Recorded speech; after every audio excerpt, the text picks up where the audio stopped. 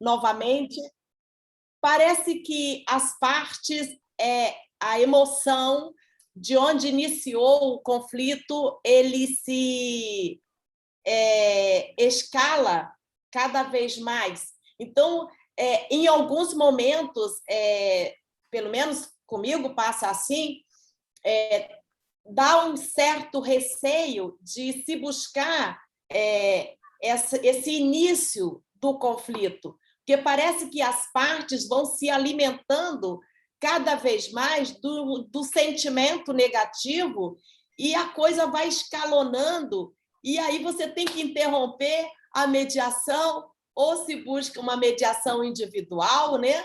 Ou então se simplesmente para aquele momento e se reinicia em um outro momento, quando as partes estiverem menos, digamos assim, agressivas, menos emocionalmente afetadas, né?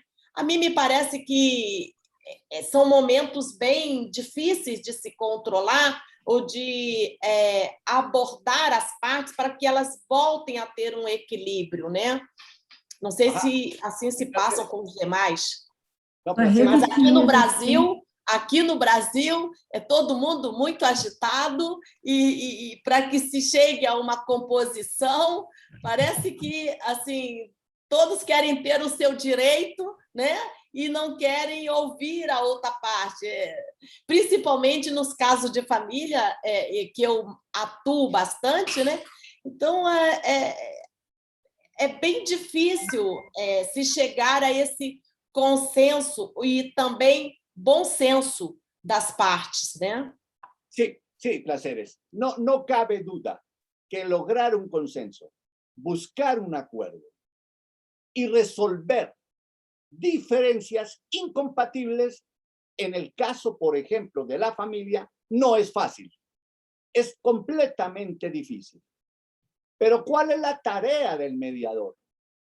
La tarea del mediador es que a través de una estrategia empática y comprensiva pueda convencer a las partes de su disposición para aportar la mayor cantidad de elementos a la resolución del conflicto. Es que a veces el mediador se concentra solo en los intereses, pero se le olvida involucrar, motivar o generar en las partes una disposición al acuerdo que implique la propia reflexión sobre su actitud frente a lo que se está trabajando. Es que ese es el gran problema. A veces nos convertimos en técnicos, en mecánicos, y aquí lo que necesitamos es no técnicos ni mecánicos, sino algo más. Un arte, un artista.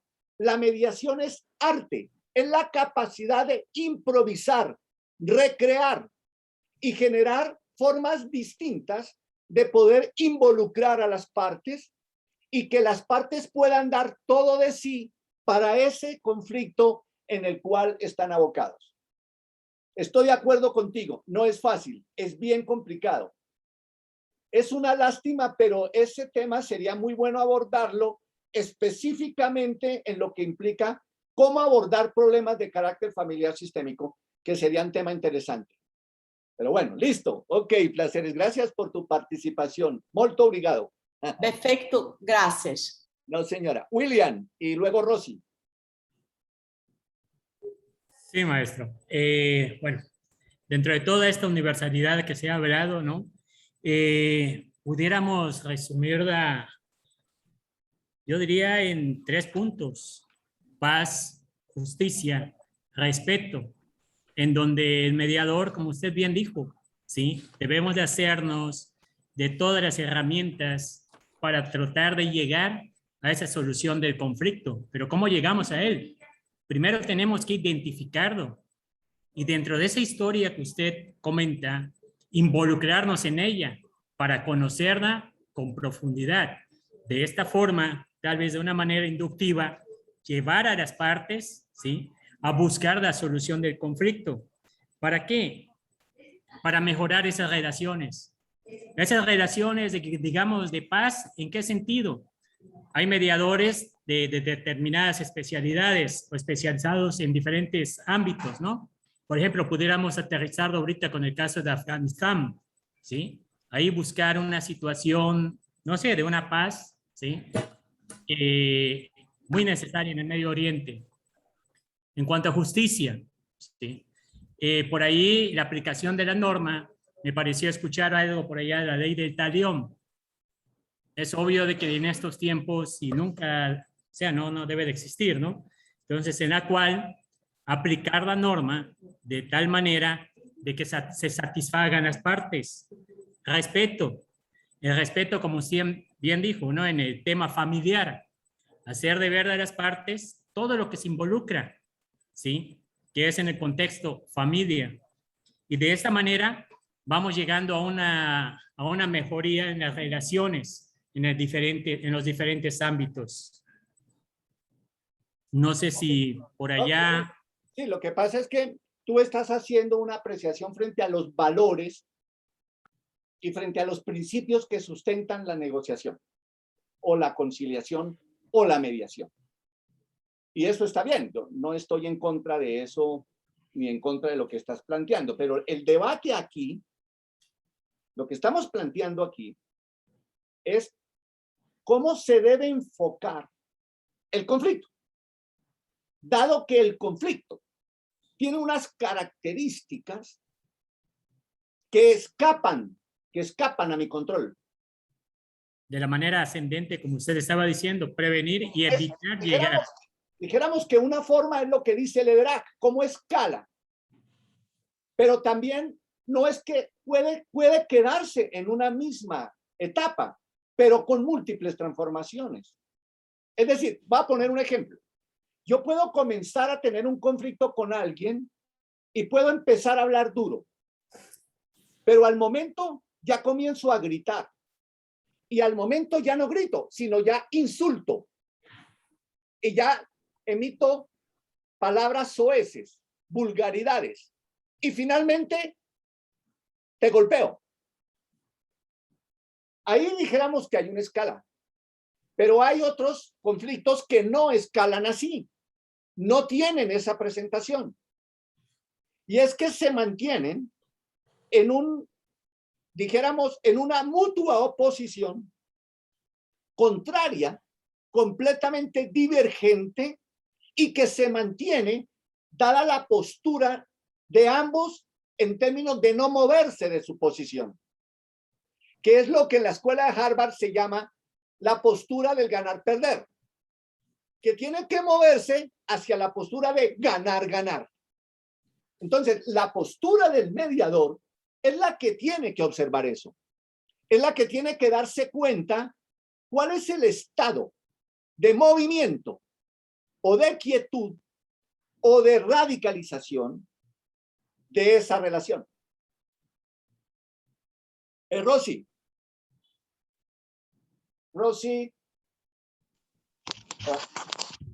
Ahora, bueno, gracias, profesor, por esa clase magnífica. Además, las intervenciones también me han parecido muy buenas. ¿Se me escucha bien? Claro, que te escuchamos.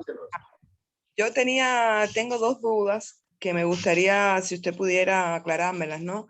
Dentro del escalamiento del conflicto, algunos autores hablan de una etapa de prevención, no prevención, sino provención. No sé si usted lo ha mencionado porque me conecté tarde y no quería saber qué opinión tenía usted de eso, si es que lo tiene, ¿no? Y lo otro es que en el mediador, en esto de ver los intereses de las partes involucradas en el conflicto, debe buscar un reposicionamiento del conflicto, ¿no? Que vaya a los valores que están involucrados en el conflicto. Es así como más o menos puede de alguna forma resumirlo, ¿no? A ver, empiezo por lo segundo. Ese es uno de los elementos, porque en un conflicto hay muchos elementos, no solamente los valores. Están los valores, los intereses, los sentimientos, la tendencia a ganar o a perder, a sacar ventaja. Existen muchos factores. Y cuando se habla de factores de prevención, es una palabra que se utiliza para decir que se deben establecer o identificar mejor aquellos factores que son útiles para poder resolverlo, que es contrario a la prevención o distinto a la prevención en términos de que yo hago algo para que no se dé. No, aquí lo que estoy diciendo es qué es lo que tienes para poder resolverlo. La prevención es qué tengo yo para que no se dé. La prevención es qué tengo yo para poder aportar para resolver el conflicto. Listo. Gracias. Bueno, vamos a hacer un break corto, dado la manera como yo conduzco estas clases virtuales, de unos 10 minutos, y vamos a abordar el tema de los conflictos, los derechos humanos y la construcción de la paz. Digamos, hablando del conflicto en términos mundiales. Y para eso vamos a ver un video que les va a interesar. Es muy actual, es de hace 2 días ese video, pero que me va a permitir a mí hablarles sobre el tema de los conflictos en el mundo y los derechos humanos, y cómo se está viendo en el mundo de la conflictología este tema. Entonces, tómense en un descanso, son las 19, a las 30. A las 30 comenzamos y vemos el video. Entonces, tómense en un café o descansen o estiren los pies, hagan pausas activas. ¿Listo? Ruby, si me está escuchando Ruby. Sí, aquí estoy, maestro. Bueno, voy a compartir pantalla por si de pronto tengo algún problema, entonces te echo la culpa. Sí, adelante. Perfecto. A ver. Safari.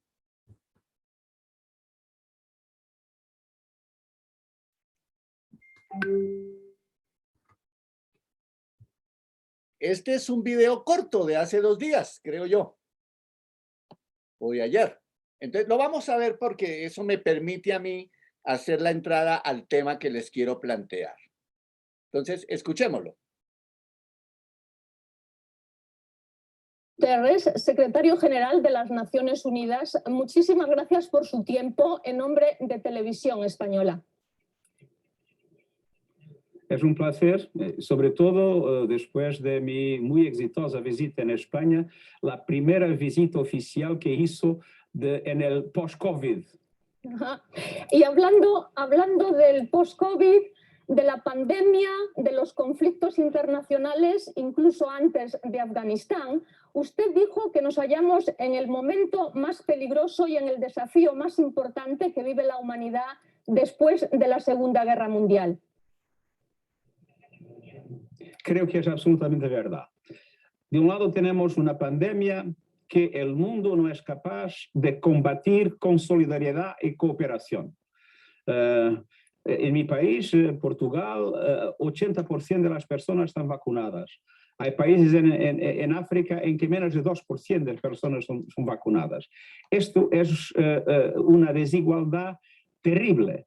Y no solamente es de una injusticia profunda, y causa una dificultad a los países del sur de tener confianza en lo que los países del norte pueden hacer, pero es una tontería, porque con un virus que se propaga muy rápidamente en el sur, la probabilidad de mutaciones es creciente y ya sabemos que hay mutaciones que pueden tornar el virus inmune a las vacunas. Entonces, mantener esta situación que empezó con el nacionalismo vacunar, después de la diplomacia vacunar, la incapacidad de unir esfuerzos y de crear un plan global de vacunación involucrando todos los que tienen poder y capacidad de producir o de distribuir vacunas, el hecho que eso no se ha conseguido crea una situación profundamente peligrosa para el mundo. Y pensemos en la próxima pandemia, no aprendemos nada. Después, el cambio climático. Salió hoy un informe dramático de la Organización de Naciones Unidas que prepara la COP26. El informe nos dice que cuando deberíamos tener una reducción de emisiones de 45% en la década de 2020-2030 para llegar a la neutralidad carbono en 2050, cuando medimos el resultado de las contribuciones nacionales determinadas, los compromisos de los países que se plantearon hasta ahora, eso conduce hasta 2030 no a una reducción de 45%, pero a un incremento de 16%. Y eso quiere decir que si mantenemos el rumbo que tenemos hoy, llegaremos al final del siglo con un aumento de temperatura de 2,7%, lo que es catastrófico. Entonces, una pandemia que no somos capaces de combatir eficazmente, un cambio climático para lo cual no encontramos aún una respuesta solidaria, y esta multiplicación de conflictos en un cuadro en que hay divisiones geopolíticas profundas que paralizan al Consejo de Seguridad, que no permiten una intervención de la comunidad internacional. Y vemos lo que pasó en Afganistán, lo que pasa en el Sahel, lo que pasa en Yemen, lo que pasa en Mozambique, lo que pasa en Siria, la no solución del problema palestino. No solo no estamos en el camino que yo pedí de un alto al fuego global, pero estamos incrementando los conflictos y tornando los conflictos más difíciles de solucionar y gestionar. Y además, eso es un momento muy peligroso, peligroso para la seguridad, peligroso para las personas hacia la pandemia, peligroso para el planeta con el cambio climático. Y además acaba de decir usted que el Consejo de Seguridad, lo que llamaba Adlai Stevenson, la Corte de la Opinión Pública Internacional, se haya paralizado en caso de conflictos. Ahora tenemos el último, que es el AUKUS, esta alianza estratégica con submarinos nucleares en la región del Indo-Pacífico. ¿Cómo afronta este último desafío como secretario general de Naciones Unidas? Esto es uno de muchos desafíos. El problema central es que tenemos hoy dos superpotencias, Estados Unidos y China, en que la relación entre ellos es una relación sin ninguna cooperación. Yo siempre he dicho a nuestros amigos chinos y a nuestros amigos americanos que hay áreas necesariamente de confronto, como en derechos humanos o sobre el mar del sur de la China, que hay áreas de convergencia de interés, como el cambio climático, y que debería haber áreas de una negociación en serio, como todos los problemas de comercio y tecnología. Pero desafortunadamente lo que tenemos hoy es una confrontación en todos los dominios y una incapacidad de cooperar, incluso como vimos recientemente en relación con el cambio climático. Esta brecha es terrible y creo que es esencial encontrar formas de evitar una nueva guerra fría con consecuencias muy dramáticas para el futuro de nuestro planeta y el futuro de la comunidad internacional. Ustedes, como Naciones Unidas, han pasado a lo largo de su historia 76 años con grandes operaciones de paz. Algunas de ellas tan antiguas como puede ser UNRWA desde el año 1949, que fue aprobada por unanimidad por todos los países implicados, Israel, los países árabes. UNIFIL en 1978, todavía sigue, se renueva cada año en el sur del Líbano, pero uno tiene la impresión de que en los últimos años, sobre todo después de 2003 en Irak, con el gran Sergio de Mello, no se requiera tanto las operaciones de Naciones Unidas y ese campo de expertos de Naciones Unidas a la hora de la paz. Después de Afganistán se ha visto que le llama la guerra más larga porque en realidad nunca hubo paz. Como secretario general de Naciones Unidas, ¿cómo le gustaría que se afrontase este siglo XXI con tantos conflictos y en un momento tan peligroso como este? Lo que es necesario, naturalmente, es evitar los conflictos y solucionarlos. Pero hoy tenemos una gran dificultad en decidir nuevas operaciones de mantenimiento de la paz, porque por definición una operación de mantenimiento de la paz es para mantener la paz. Y hoy tenemos operaciones de mantener la paz donde no hay paz. No hay paz en Mali, no hay paz en la República Democrática de Congo. Estamos en una situación en que, en mi opinión, sobre todo cuando miramos al continente africano, Lo que necesitamos es operaciones de imposición de la paz y de lucha antiterrorista. Eso no está en el mandato de Naciones Unidas, pero yo soy fuertemente adepto de que Naciones Unidas, con el Consejo de Seguridad aprobando un mandato con el capítulo 7 y con fondos garantizados, Naciones Unidas apoye a la constitución de fuerzas africanas con una capacidad suficiente para hacer face a lo que son hoy los terribles retos de los grupos insurgentes y de los terroristas, como en el Sahel, como en el Congo, como en Mozambique y tantos otros lugares.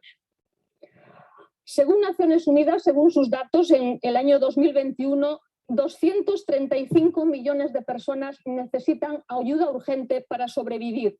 En el año 2020, el año pasado, eran 160 millones. Es una progresión geométrica que viene a subrayar todo lo que nos está contando. Vamos a ver, las necesidades humanitarias no dependen de otra cosa que del mal que nosotros como seres humanos hacemos. ¿Por qué hay más gente con necesidad de ayuda humanitaria urgente? Porque los conflictos han empeorado, porque el cambio climático tiene impactos cada vez mayores y porque la pandemia ha actuado de una forma terrible en los países más frágiles, donde la vacunación prácticamente no existe, los servicios de salud son sumamente flojos en su capacidad, y eso implica que el número de personas vulnerables en una situación trágica ha aumentado enormemente y que la acción humanitaria de Naciones Unidas necesita un apoyo internacional mucho más fuerte para poder desarrollarse de acuerdo con las necesidades que encontramos. Esta semana va a tener lugar la Asamblea General de Naciones Unidas, su número 76. Los líderes mundiales van a estar en contacto directo con usted. Usted está abogando por una agenda común anclada en las Naciones Unidas. ¿Qué mensaje va a dar estos próximos días a los grandes líderes mundiales, empezando por el presidente de Estados Unidos? Yo creo que hay dos mensajes. La primera es para decir que estamos en una situación de alerta rojo, ¿no? Por las razones de que hablamos, por la inseguridad creciente, Afganistán es un ejemplo dramático, por un cambio climático que desafortunadamente aún no somos capaces de combatir, por una pandemia que continúa a proliferar en el mundo. Hay una alerta rojo que es necesario. Los líderes tienen que acordar. Estamos en un peligro real para nosotros como seres humanos y para el planeta. Pero después, reconocer que estos problemas no pueden solucionarse por cada país aisladamente, que necesitamos una respuesta multilateral. Pero el multilateralismo de hoy no tiene dientes, como yo muchas veces digo, ¿no? Si miramos a la Organización Mundial de Comercio, de Salud, no tiene posibilidad de garantizar acceso a toda la información de que necesita, no puede hacer investigaciones sin la permisión de los Estados miembros. Es un multilateralismo que naturalmente es importante como plataforma de cooperación, pero que no tiene autoridad para que sea posible movilizar la comunidad internacional para objetivos concretos, para solucionar los retos de que habíamos hablado. Y entonces, el segundo mensaje es: queremos un multilateralismo más inclusivo en que no solamente los gobiernos, pero las sociedades, los sectores económicos participen. Queremos un multilateralismo más en red, porque todos los problemas están interligados. No se puede hablar de seguridad sin hablar de economía, desarrollo o de clima. Y queremos un multilateralismo con más autoridad. Y por eso mismo estamos planteando un conjunto de propuestas para que sea posible hacer en los próximos años reformas que den a la capacidad de gobernanza mundial una efectiva posibilidad de solucionar los terribles retos que estamos enfrentando. ¿Y cuál cree usted que es la primera señal o el primer cambio que se debería afrontar para recrear este multilateralismo que se ha quedado, digamos, anticuado? Yo creo que el primer cambio fundamental es reforzar la autoridad de las organizaciones multilaterales, pero hay un otro que, en mi opinión, es esencial. Si queremos un mundo que funcione, si queremos un mundo con decisiones buenas, si queremos un mundo en que haya compasión y haya solidaridad, tenemos que luchar por un mundo con paridad entre mujeres y hombres. Lo estamos haciendo en Naciones Unidas, pero es importante que todas las organizaciones multilaterales y todos los estados comprendan que no se puede gobernar el mundo con la mitad de la humanidad. Y en cuanto a la Unión Europea, usted que tanto conoce, ¿cuál es el nuevo papel que usted le augura a la Unión Europea, que ahora mismo tiene que, después de Brexit, después de esta última alianza estratégica en el Indo-Pacífico, desde Naciones Unidas, qué papel le gustaría que jugase en todo este nuevo futuro y en todos sus nuevos planes de los próximos años? Solo es posible un multilateralismo más eficaz en un mundo multipolar. Y no habrá un mundo multipolar equilibrado sin un papel muy importante de la Unión Europea. La Unión Europea es un factor de equilibrio esencial y la expresión de la Unión Europea en el marco internacional es un componente esencial para evitar esta tendencia bipolarizadora en que estamos viviendo, en que se puede hablar de un G2 y un día los G2 puede dar un G0. Si queremos un mundo multipolar, un mundo con equilibrio, un mundo en que la cooperación internacional sea más fácil, necesitamos una Europa fuerte, una Europa unida y una Europa con una voz interventora en los asuntos internacionales de interés global.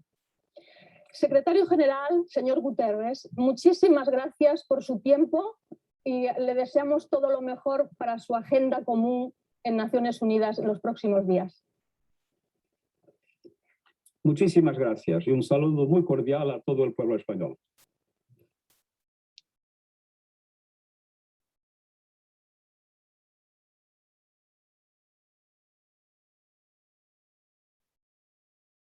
Bueno, ahí tienen ustedes al líder de las Naciones Unidas, diciendo unas verdades impresionantes y mostrándonos el mundo que tenemos actual, que no es nada esperanzador. ¿Qué piensan?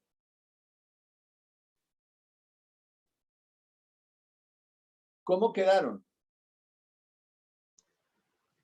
Impactados, verdaderamente, bueno, pues el cambio climático lo estamos viendo en todos lados, en todos los países. Lo comentado de la pandemia, pues lo estamos viviendo, y estas divisiones también geopolíticas tremendas, ¿verdad? Pues yo no veo otra situación más que el hecho de que, pues ahora sí que tenemos que hacer una unificación, ¿verdad? Y hablando de los conflictos que usted decía, ¿verdad? De esa interpretación y esa escalada, bueno, tenemos que hacer un proyecto integral en este caso tenemos que empezar nosotros en nuestras ciudades. Es increíble también ahorita, por un lado lo del mundo climático, pero por otro lado también la inseguridad en las ciudades. Este es algo que no habíamos visto hace mucho tiempo. Ese desorden también que hay y que por obvio, si hay un desorden dentro de la misma concepción de lo que debe ser la gobernanza, porque la verdad estamos llenos de gobiernos ocurrentes más que de generación de políticas públicas. Entonces yo creo que es el momento de una reflexión muy grande, y creo que esta entrevista que acabamos de escuchar a mí me deja con preocupación, pero también con deseos de ver qué voy a hacer por mi comunidad. Ok, Jesús, muchas gracias. A ver, Miguel Ángel. Gracias, buenas tardes a todos, a todas, y gracias por la oportunidad. Sí, es algo muy impactante, y siento desde mi muy personal punto de vista que va más allá de un tema climático, que el cual lógicamente está siendo rebasado por la manera en la que estamos acabando nosotros mismos con el planeta. Si bien vemos que los polos están perdiendo 10,000 metros cúbicos por segundo de hielo, eso ya bajo estudios muy plasmados. También tenemos que ver el tema de lo de la pandemia. El de la pandemia yo le pondría un común denominador triple, denominado geopolítica, polipolítica y necropolítica. Son temas que van pegados, que van junto de la mano a lo que siento yo que va junto con el tema de la pandemia, y que no solamente corresponden, y apruebo a lo que dijo Jesús Ignacio Carlos Huerta, que tendremos que empezar por nosotros, pero realmente en nuestros países, o por lo menos en México, lo considero que está dentro de una ingobernabilidad total. No le veo un orden y una ¿cómo explicarlo? No, un orden y un estate quieto, por decirlo así, a los poderes de facto, ¿no? O sea, realmente dependemos mucho de estos poderes, ya sean, ya sean sindicatos, magisterio, sea el clero, sea el narcotráfico, sea, no sé, y todos están involucrados en los 2,416 municipios que tenemos en el país, más las 16 delegaciones. Entonces, sí veo muy complicado, no sé en los demás países cómo se maneje, pero en lo que respecta a mi país, yo lo veo totalmente dentro de una ingobernabilidad. Los poderes de facto prácticamente son los que llevan la batuta, y lo que es la necropolítica, junto con la geopolítica y la polipolítica, es un común denominador mezclado muy áspero con la relación de la pandemia. Es cuanto, profesor, y felicidades por su ponencia. Muy agradecido. Ok, Miguel Ángel, gracias a ti por tu participación. Esto lo hace muchísimo mejor. Me encantan las participaciones de ustedes, los aportes que hacen. Pero a alguien que me pudiera decir en estos términos, dijéramos, haciendo academia, conceptuales, ¿qué es lo que Antonio Guterres nos dice cuando habla del problema del mundo, ya no en términos de conflictos puntuales, sino lo que ocurre en el mundo que genera esos conflictos o que potencia esos conflictos? Alguien que me pudiera decir, yo lo que veo de Guterres es que nos está diciendo esto y esto. Eso quisiera, pues para no hacerlo yo. Alguien que nos aporte. Carmen.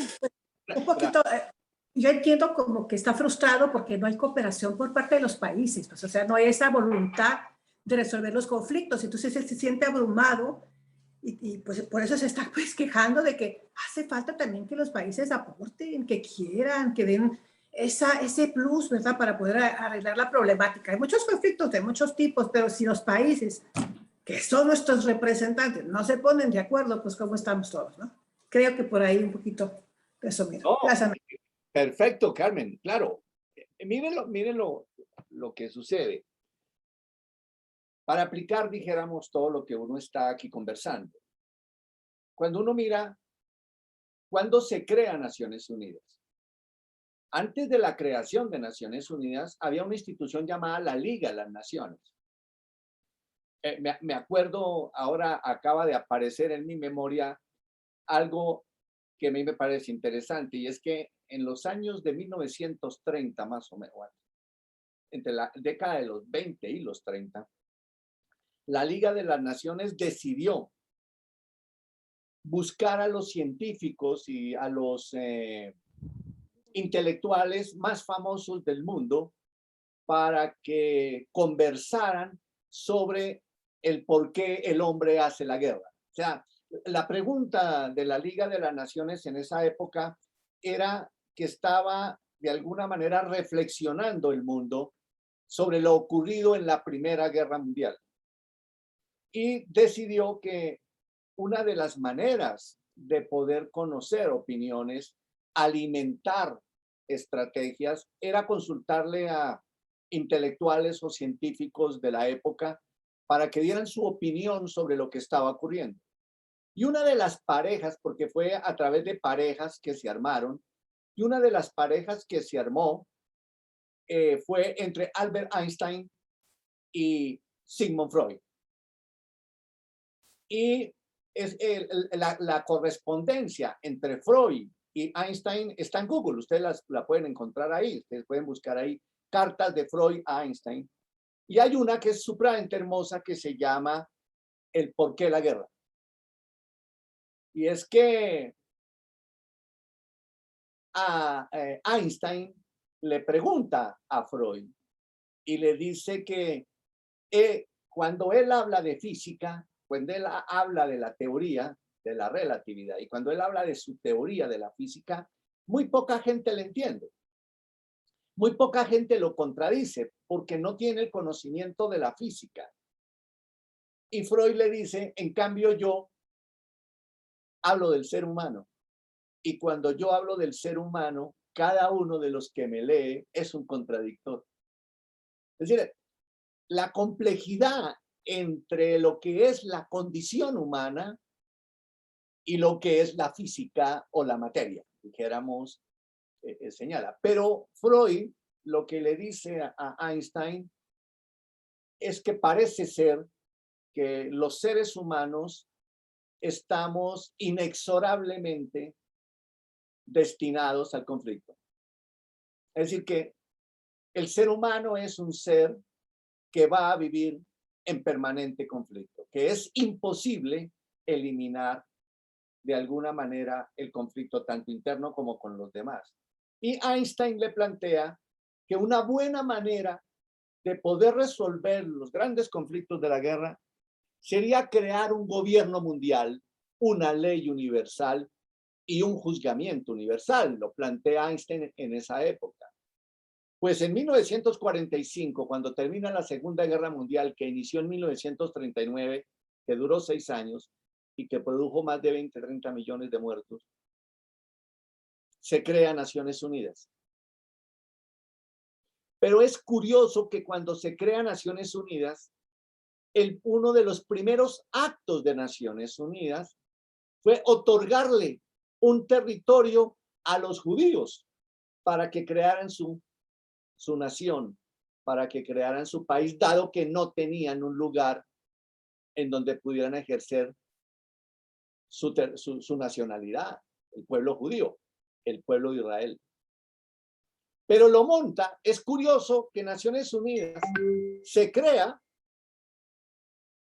establece el Estado judío, pero lo establece en un terreno de disputa religiosa que desde el mismo momento en que se declara el Estado de Israel, los palestinos deciden combatirlo. Es algo curioso, ¿no? Que una decisión, entre comillas, para restablecer el derecho judío, el derecho de los israelíes, a hacer justicia, dado lo ocurrido en la Segunda Guerra Mundial, haya generado desde su creación un conflicto más grande. Lo que quiere decir es que no supimos abordar el conflicto y que hicimos lo que no deberíamos haber hecho. Ese es un elemento importante. Pero ¿qué más es lo que nos dice Guterres? Que me pareció muy impactante esa conferencia, esa entrevista que le hacen a Guterres hace 2 días. Guterres dice, en el mundo de hoy no hay solidaridad. O sea, eso no lo venden en ninguna parte, está muy escaso. En las droguerías no lo venden, no hay farmacias que vendan solidaridad. Y parece ser que ese es uno de los principales problemas del mundo. La insolidaridad. Sobre eso es que se queja, como dice Carmen, en una dimensión de frustración gigante, el secretario de Naciones Unidas.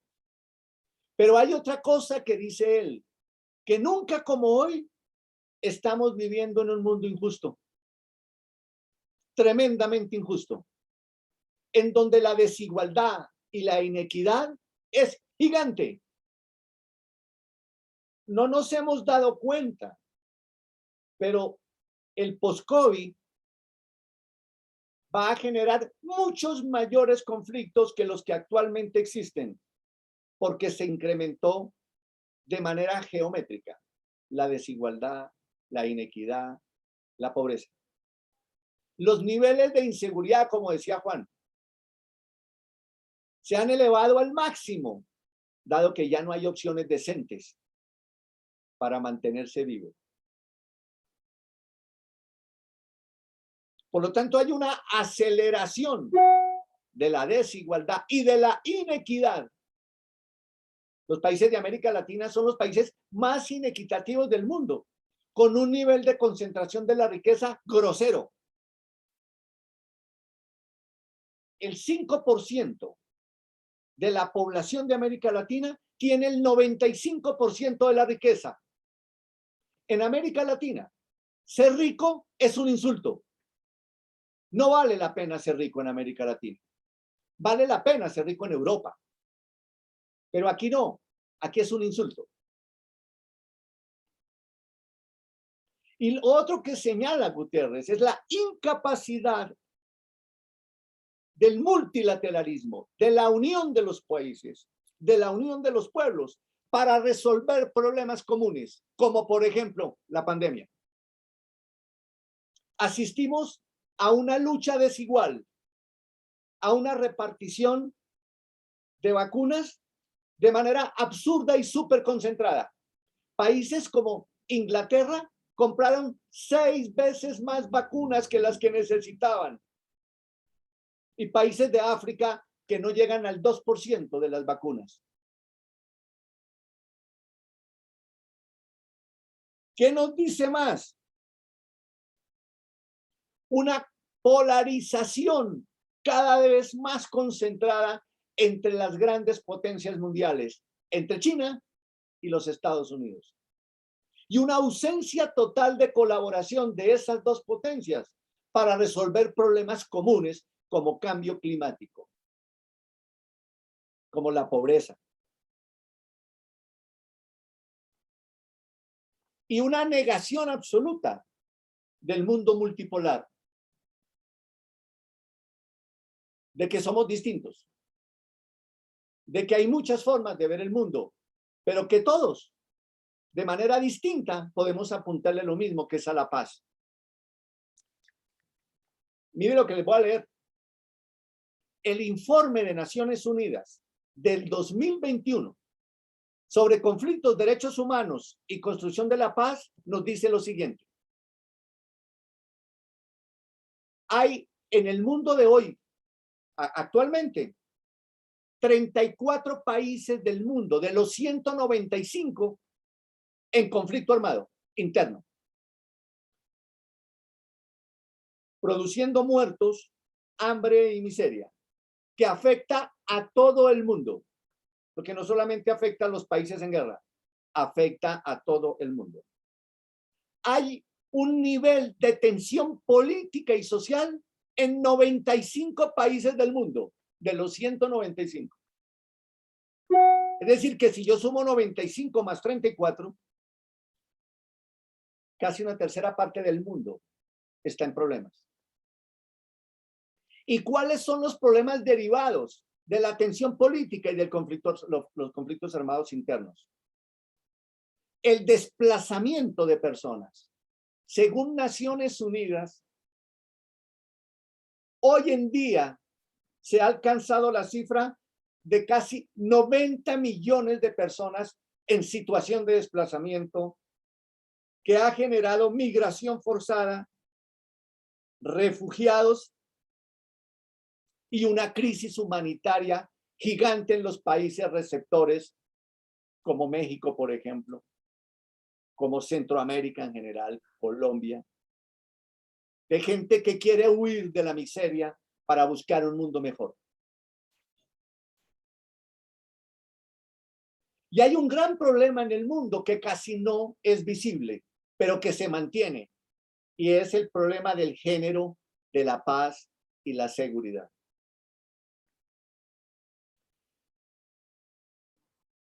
Hay en la mayoría de países del mundo, mire esta cifra, en 180 países del mundo, de los 195, hay normas que discriminan a la mujer y a la familia.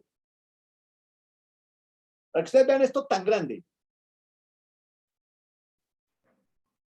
Hay cada vez mayor incremento de la violencia contra la mujer y se concentra la preferencia por los varones, por los hombres, por el sexo masculino. Hay un acceso restringido a recursos y a espacio público y a ejercicio de la política en las mujeres. Y hay una perpetuación de la desigualdad de las mujeres en la salud, el empleo y la educación. Se ha incrementado en el mundo frente a las mujeres la violencia sexual. Y en los conflictos armados se ha acrecentado el ataque sexual a las mujeres. Y la prohibición incluso a tener hijos, la inseminación autoritaria e impositiva. Y también se ha acrecentado y se ha incrementado los crímenes de los funcionarios del Estado, militares y policías, contra mujeres y niños. Y además se ha acrecentado también la discriminación contra la población LGTBIQ.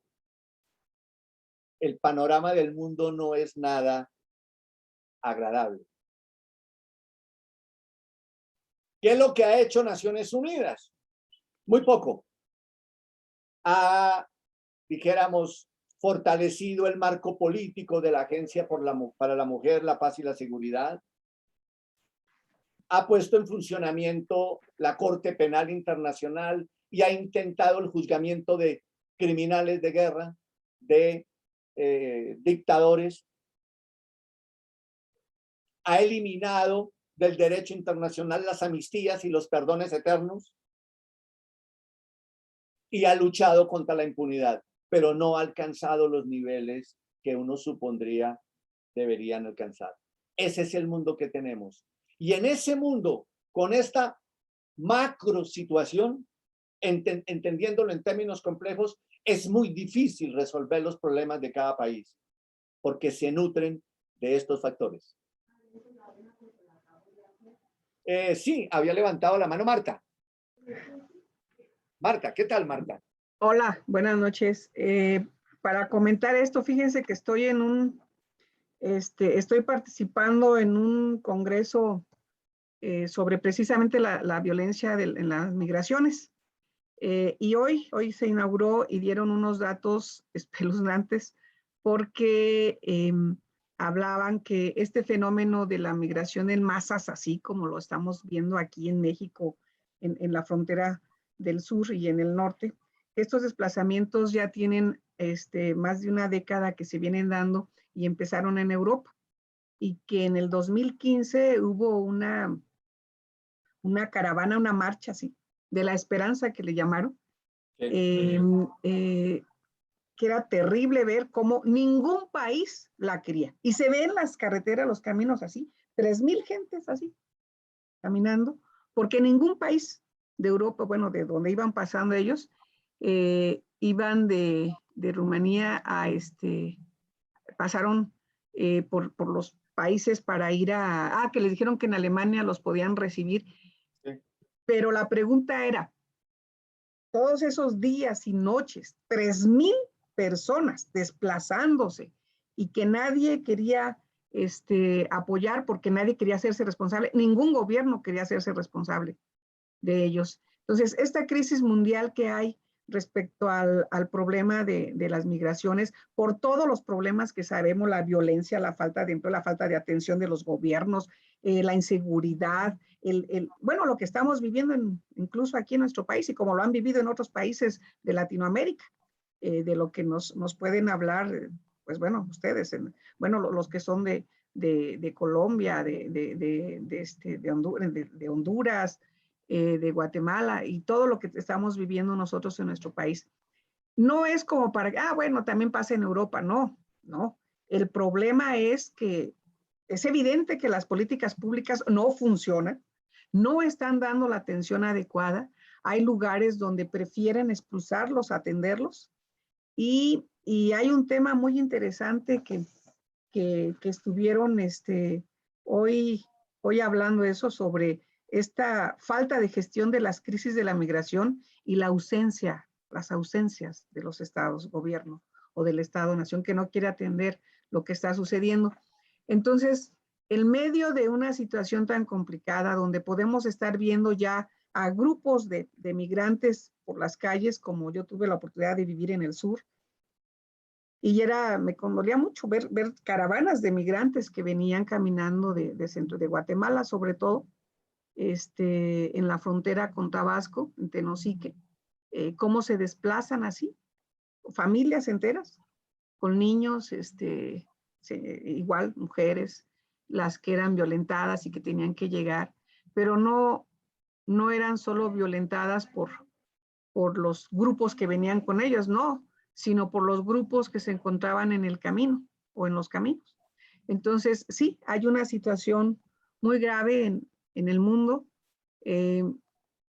pero creo que cada quien podemos reflexionar sobre lo que hay en nuestro entorno, en nuestro país, y que la política de la mitigación, al menos de la conciliación, nos puede ir haciendo la reflexión de que los malos gobiernos que no saben atender ni escuchar a su ciudadanía, pues generan esa expulsión de la población y luego se les da la espalda, ¿no? Entonces, creo que hay mucho que hacer en esta reflexión que hoy nos haces y creo que se puede generar al menos un despertar de conciencia mayor, que como cada quien en el área que le corresponda, que como profesionistas tenemos y que cuando se buscan alternativas de solución, como estas en las que hemos estado hablando, seguramente podemos ver de otra manera esas otras miradas que a veces podemos tener hacia un problema común, pero con unos enfoques diferentes. Es lo que quiero compartir.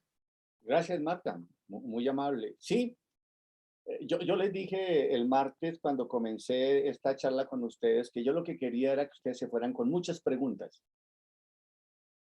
Yo no tengo solución para nada, yo no soy maestro de nada.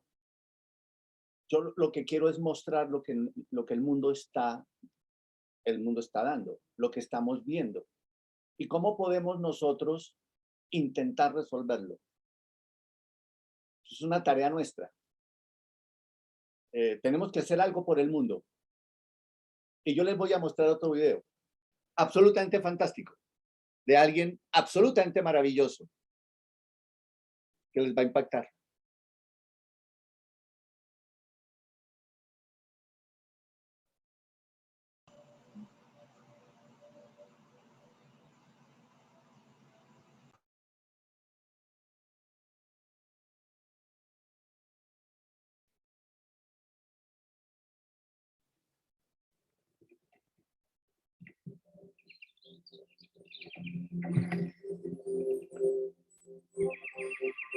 Autoridades presentes de todas las latitudes y organismos, muchas gracias. Y muchas gracias, nuestro agradecimiento al pueblo de Brasil y a su señora presidenta. Y muchas gracias a la buena fe que seguramente han manifestado todos los oradores que me precedieron.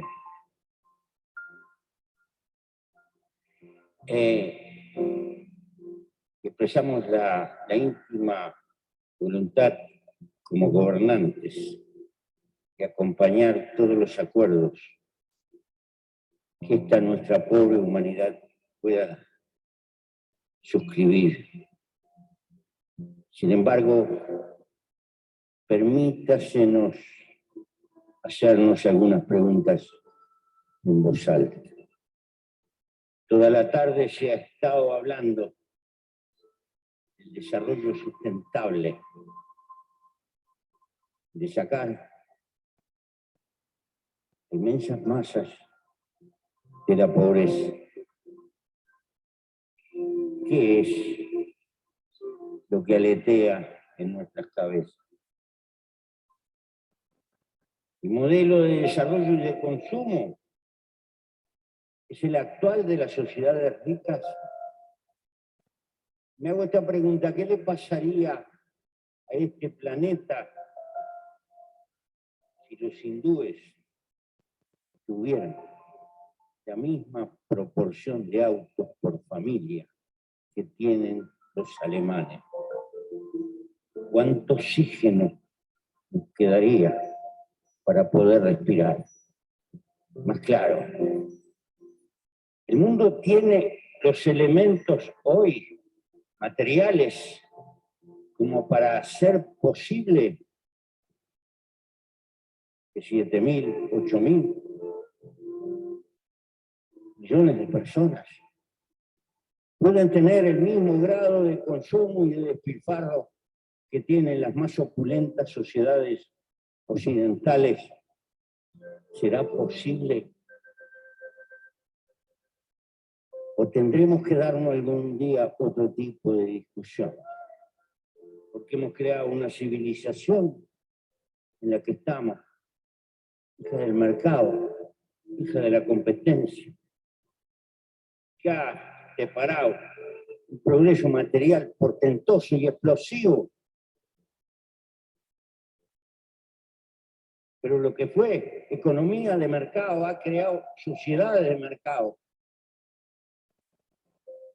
Y nos ha deparado esta globalización, que significa mirar por todo el planeta. Y estamos gobernando la globalización, o la globalización nos gobierna a nosotros.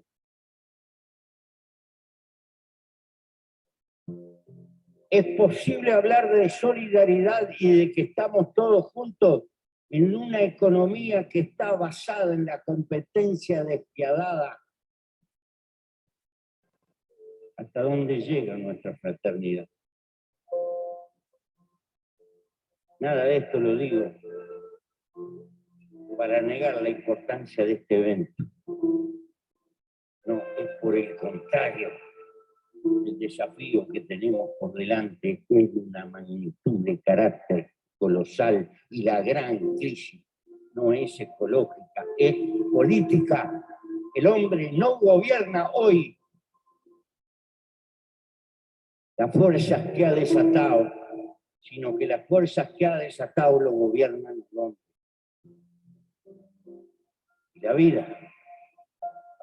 Porque no venimos al planeta para desarrollarnos en términos generales. Venimos a la vida intentando ser felices. Porque la vida es corta y se nos va. Ningún bien vale como la vida, y esto es elemental. Pero si la vida se me va a escapar, trabajando y trabajando para consumir un plus, y la sociedad de consumo es el motor, porque en definitiva si se paraliza el consumo o si se detiene la economía. Si se detiene la economía, es el fantasma del estancamiento para cada uno de nosotros. Pero ese hiperconsumo, a su vez, es el que está agrediendo al planeta. Y tiene que generar ese hiperconsumo, cosas que duren poco, porque hay que vender mucho. Y una lamparita eléctrica no puede durar más de 1000 horas prendida. Pero hay lamparitas eléctricas que pueden durar 100.000, 200.000 horas. Pero esas no se pueden hacer, porque el problema es el mercado, porque tenemos que trabajar. Y tenemos que tener una civilización de uso y tire, y estamos en un círculo vicioso. Estos son problemas de carácter político que nos están diciendo la necesidad de empezar a luchar por otra cultura. No se trata de plantearnos volver al hombre de las cavernas, ni tener un monumento del atraso. Es que no podemos indefinidamente continuar gobernados por el mercado, sino que tenemos que gobernar el mercado. Por ello digo que el problema es de carácter político. En mi humilde manera de pensar. Porque los viejos pensadores definían, Epicurio, Séneca, los aymaras, pobre no es el que tiene poco, sino que verdaderamente pobre es el que necesita infinitamente mucho y desea y desea más y más. Esta es una clave de carácter cultural. Entonces, voy a saludar el esfuerzo y los acuerdos que se hacen. Y lo voy a acompañar como gobernante. Porque sé que algunas cosas de las que estoy diciendo rechinan. Pero tenemos que darnos cuenta. Que la crisis del agua, que la crisis de la agresión al medio ambiente no es una causa. La causa es el modelo de civilización que hemos buscado y lo que tenemos que revisar es nuestra forma de vivir. ¿Por qué? Pertenezco a un pequeño país muy bien dotado de recursos naturales para vivir. En mi país hay 3 millones de habitantes, un poco más, 3.200.000. Pero hay unos 13 millones de vacas de las mejores del mundo, unos 8 o 10 millones de ovejas estupendas. Mi país es exportador de comida, de lácteos, de carne. Es una penillanura. Casi el 90% de su territorio es aprovechable. Mis compañeros trabajadores lucharon mucho por las 8 horas de trabajo. Ahora están consiguiendo 6 horas. Pero el que consigue 6 horas se consigue 2 trabajos, por lo tanto trabaja más que antes. ¿Por qué? Porque tiene que pagar una cantidad de cuotas. La motito que compró, el autito que compró, y pague cuota, y cuando quiera acordar. Es un viejo reumático que murió y se le fue la vida. Y uno se hace esta pregunta. Ese es el destino de la vida humana. Estas cosas son muy elementales. El desarrollo no puede ser en contra de la felicidad. Tiene que ser a favor de la felicidad humana, del amor, arriba de la tierra, de las relaciones humanas, de cuidar a los hijos, de tener amigos, de tener lo elemental. Precisamente porque eso es el tesoro más importante que tiene.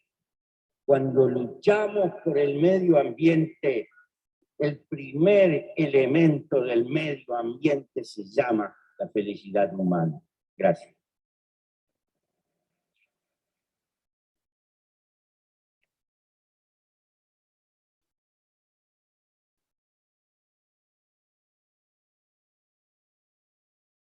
Bueno, ¿qué opinan de Mujica y de esa hermosa alocución?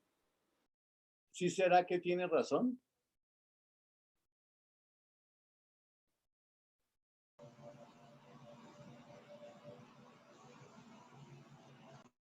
Wow.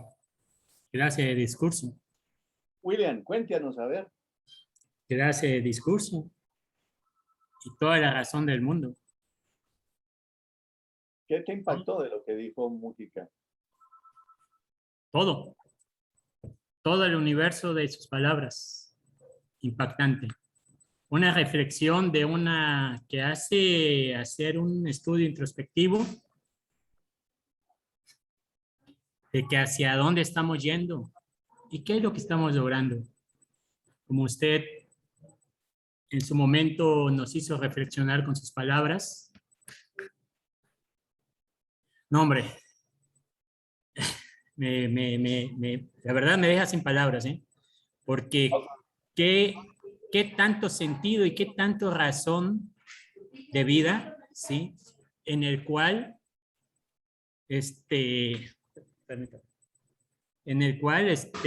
vemos el sentido común tan práctico, tan sencillo, aterrizándolo en la parte humanista del ser humano.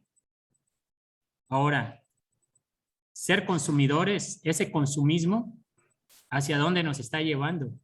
El quitar de, ¿qué tan cierto es? El quitar del tiempo de vida de las cosas para volvernos más consumidores, lo vemos en todo. Y a su vez, esforzarnos en obtener más recurso económico para poder pagar esa calidad de vida digna que nos merecemos como ser humano. ¿Por qué? Porque una política pública de los gobernantes no ha sido muy bien aterrizada, sino que simplemente están viendo intereses en particular. Y a su vez llevan al deterioro del planeta. Ok, William, es que hay algo que dice Mujica que es clave. Dice, el deterioro ambiental no es la causa. No, es uno. Es que él está mirando el problema desde otra perspectiva. Celia. Dice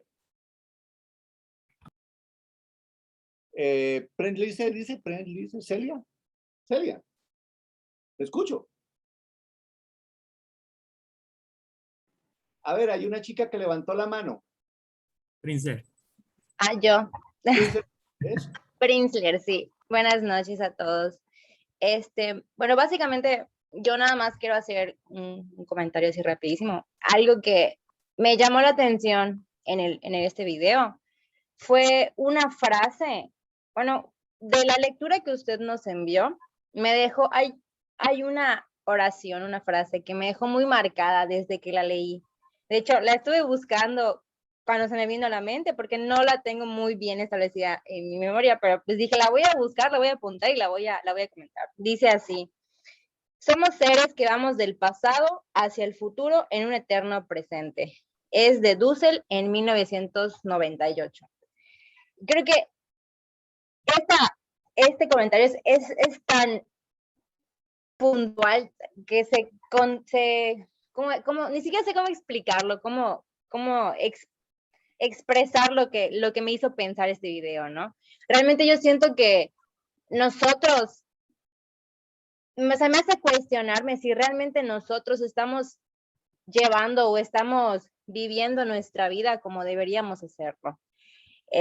Son muchas cuestiones. De hecho, después de leer esta oración, esta frase, me dejó así como que, wow, realmente a veces hacemos las cosas sin pensarlo y simplemente dejamos que pase todo, ¿no? Entonces, ahorita que escuché el video, dije, o sea, como que regresé otra vez a ese pensamiento y dije, realmente, ¿qué es lo que estamos haciendo nosotros como personas para aportarle pues al mundo, ¿no?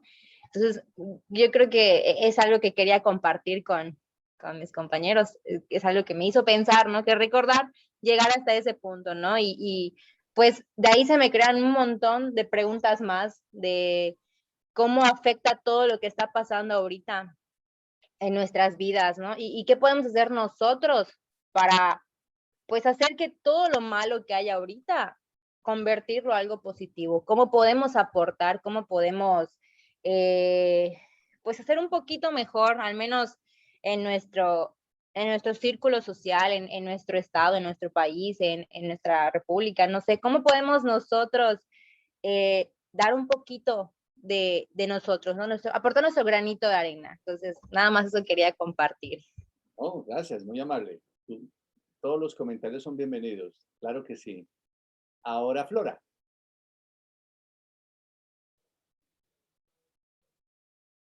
Habilita tu micrófono.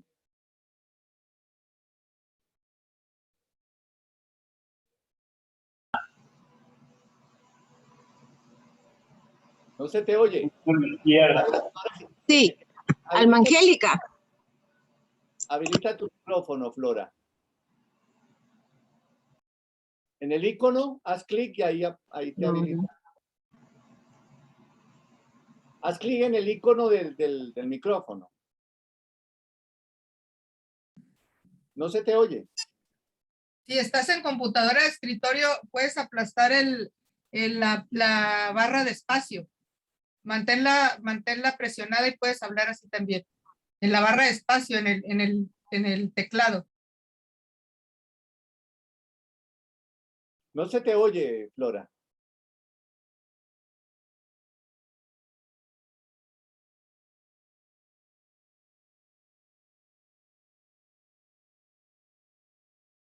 Hay dificultades contigo porque no se te oye nada.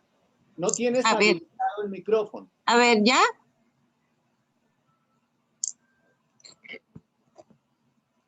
¿Es Flora o es Alma? Flora.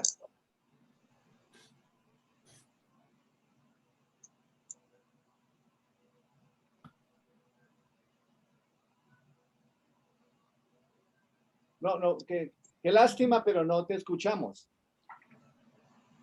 No te escuchamos, Flora. Tienes que habilitar tu micrófono. Bueno. A ver, ahí está. ¿No se escucha? Sí, sí se escucha, adelante. ¿Ya? No, ella no tiene habilitado, no ha podido habilitar su micrófono. A ver. Alguien me dijo que sí se escucha. Profesor, lo que pasa es que está confundida Alma Angélica, cree que le están dando la palabra a ella y está Flora. Démosle la palabra si quiere participar, Alma. Démosle la palabra a Alma y miremos a ver si Flora puede habilitarlo. Alma, te escuchamos. Tampoco te oímos, Alma. Ahí está, ahora sí. Bueno, antes de que se me olvide, porque ya pasó mucho rato, ya pasaron los 2 videos, pero sí, obviamente que te deja impactada, ¿no? El video pues hablando del cambio climático, que es muy preocupante y que son tan pocas las personas que están haciendo algo, que estamos haciendo algo. Yo creo que ahí nos falta mucha conciencia.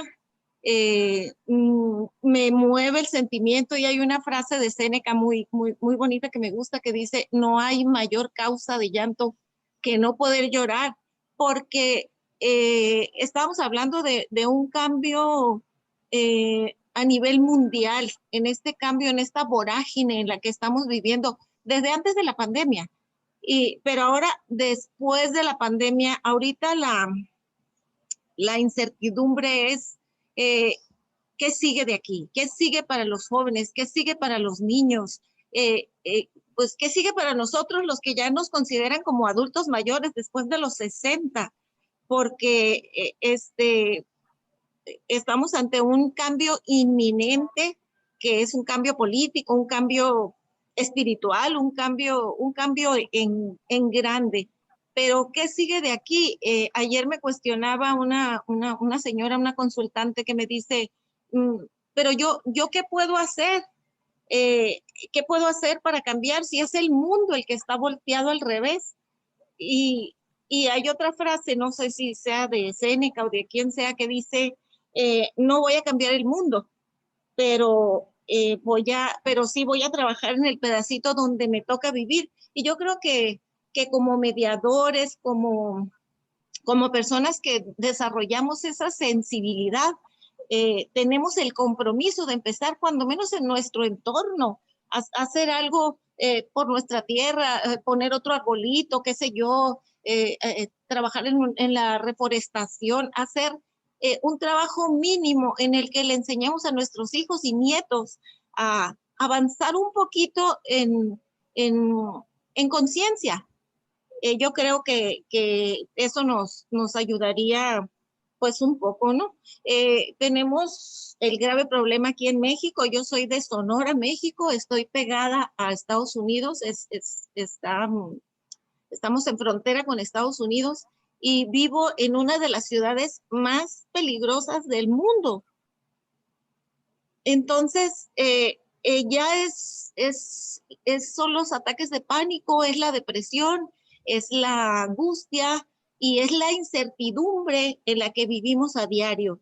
Entonces, de ahí me viene me recuerda la frase esa de que no hay mayor causa de llanto que el no poder llorar, porque al menos a mí me gana la impotencia, pero yo pues trabajo en corto, en lo que puedo, ¿verdad? A lo mejor no voy a arreglar el mundo, pero sí poniendo el granito de arena, como lo estamos haciendo nosotros, todos los que estamos aquí en el grupo, en la clase, de alguna manera estamos haciendo algo, porque la sola sensibilidad de estar trabajando en pos de la paz, yo creo que es un granito de arena, y yo los felicito a todos, les mando un abrazo y ojalá que ese abrazo me conforte a mí también, porque la verdad sí me preocupa el futuro, esta incertidumbre, pero me siento confortada por ustedes, por los mediadores,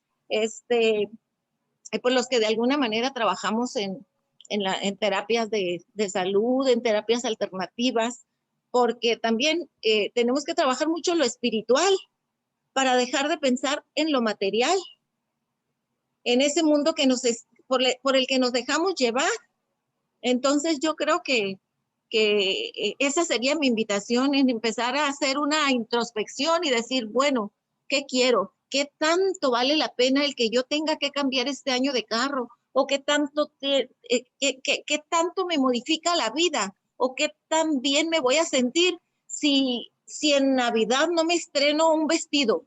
O si no está un arbolito lleno de regalos.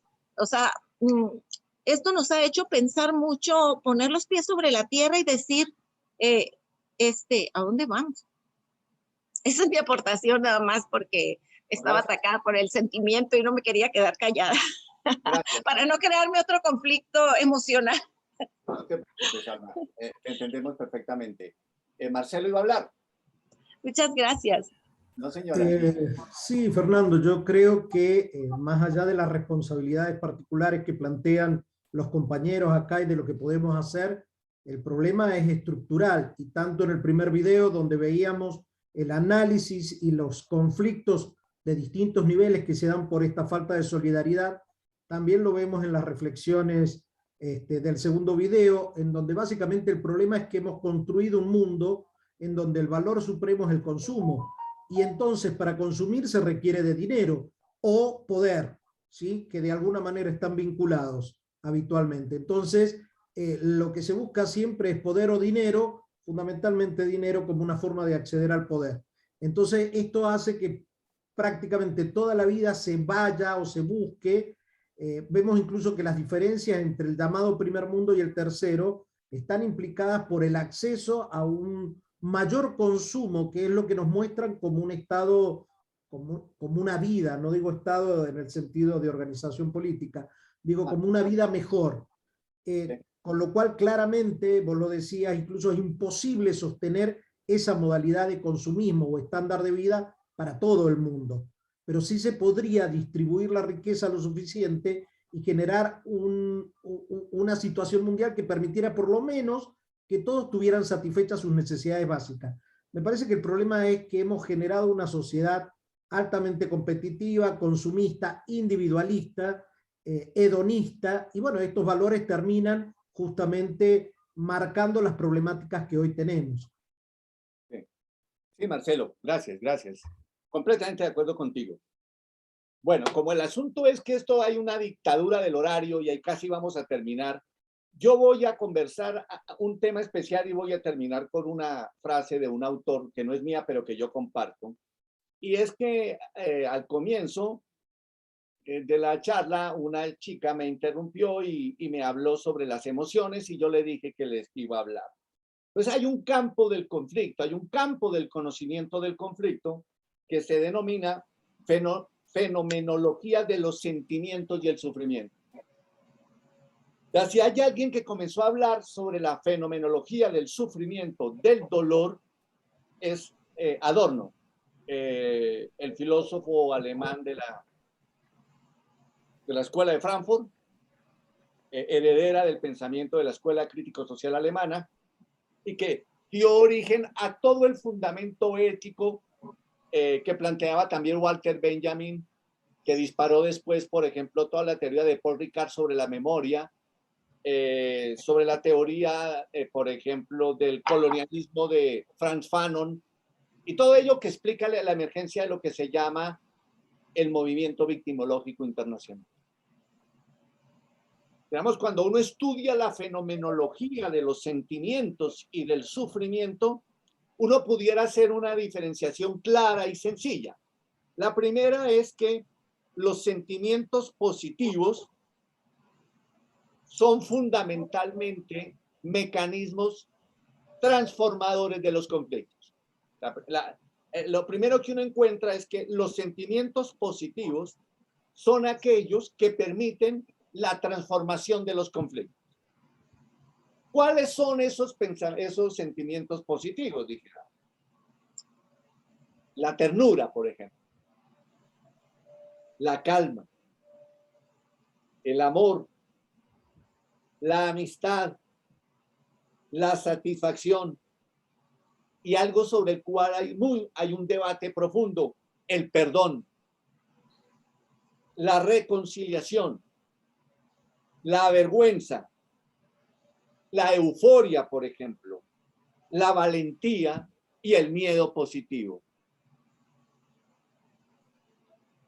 Para muchos teóricos de la psicología, por ejemplo, o de la psiquiatría, como Freud, por ejemplo, señala que todos los sentimientos, tanto positivos como negativos,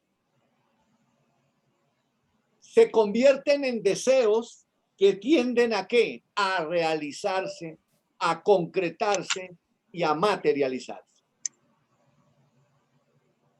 Los sentimientos positivos, ¿a qué conducen? Los sentimientos positivos conducen a dos elementos fundamentales, que es el encuentro con el otro y la aceptación de ese otro. Es más o menos lo que decía Emmanuel Levinas, este famoso filósofo que creó o que estudió el tema del otro. Levinas es el que dice que cuando yo miro al rostro del otro y miro a los ojos del otro, no veo los ojos del otro, sino veo los ojos de quien me reconoce. No es posible la existencia sin que ese otro me reconozca. Yo existo gracias a que ese otro me reconoce, me valida y me acepta. Cuando no aceptamos al otro, cuando desconocemos su existencia, lo deshumanizamos, lo maltratamos, lo violentamos y lo desaparecemos. Por eso, para asesinar a 20 millones de judíos, Hitler tuvo que convencer al pueblo alemán de que los judíos eran seres inferiores. No hubiera nunca podido llevar a cabo su proceso genocida si no hubiera convencido al pueblo alemán que los judíos eran inferiores, que eran una raza inferior y que merecían morir. Por eso, durante mucho tiempo, el hombre golpeó, maltrató a los animales, porque los consideraba seres inferiores. Hoy en día los defensores de animales saben perfectamente que son seres vivos y por lo tanto merecen la misma dignidad que nosotros. Durante mucho tiempo el hombre afirmó que el universo estaba al servicio del hombre y que el hombre, como decía Magniff en su conferencia, tenía que sacarle el mayor provecho a la naturaleza y la naturaleza tenía que estar al servicio del hombre. Hoy sabemos que no es así, que eso es mentira. Hoy lo que sabemos es que si no cuidamos la naturaleza, el ser humano desaparece.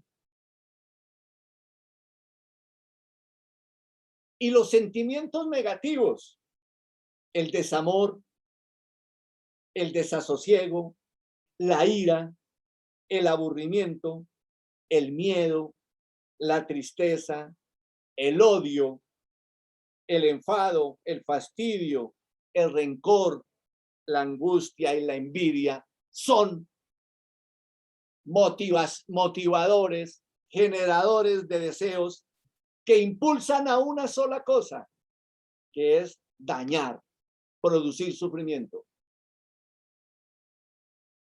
Por eso, los sentimientos están atados al conflicto. Y por eso, los mediadores deben identificar los conflictos, los sentimientos que subyacen al conflicto.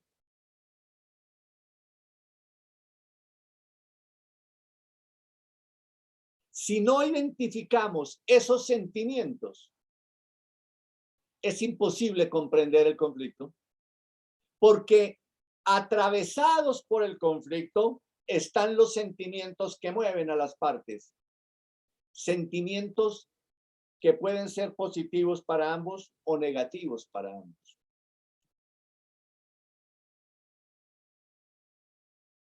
Uno de los teóricos de la teoría de los sentimientos, de la fenomenología de los sentimientos y el sufrimiento, decía que había que identificar si los participantes, componentes opuestos del conflicto estaban en la posibilidad de abrazarse, de tocarse. Porque no hay nada más saludable que abrazar a otro, que sentir a otro, que tocarlo físicamente. Cuando yo estoy dispuesto a abrazar a otro, la posibilidad de resolver el conflicto es gigante. Cuando puedo tocar al otro. En cambio, cuando tengo una postura de sentimiento negativo, lo que quiero es aislarlo, sacarlo de mi lado, no volverlo a ver, no tocarlo, no mirarlo, desconocerlo. Y por eso los conflictos se alimentan de actitudes producto de los deseos que generan esos sentimientos. Por eso es imposible trabajar los conflictos sin identificar los sentimientos, las emociones, los sentimientos negativos y positivos. Voy a terminar con esta frase que no es mía, les decía. Y les voy a decir de qué autor es. De Martínez Guzmán. Dice, la tarea es la siguiente: respetar todas las vidas,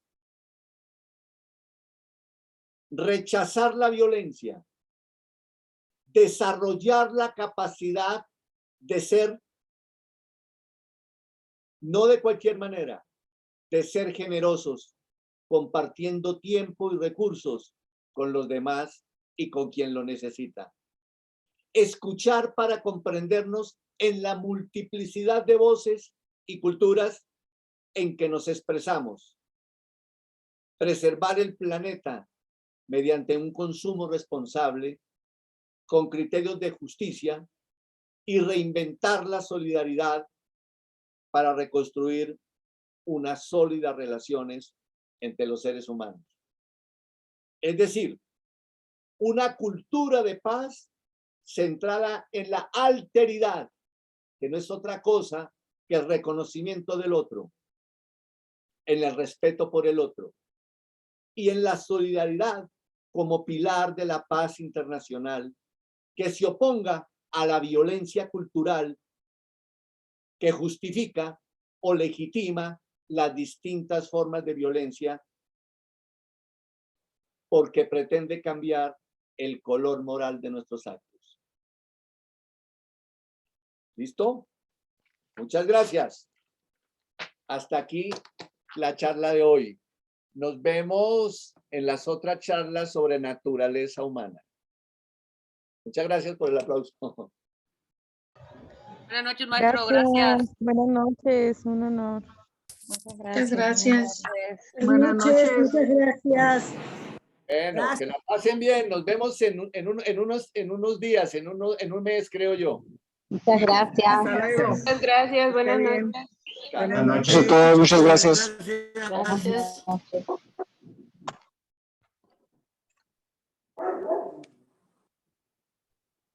Muy buenas noches. Buenas noches. Adiós. Yes.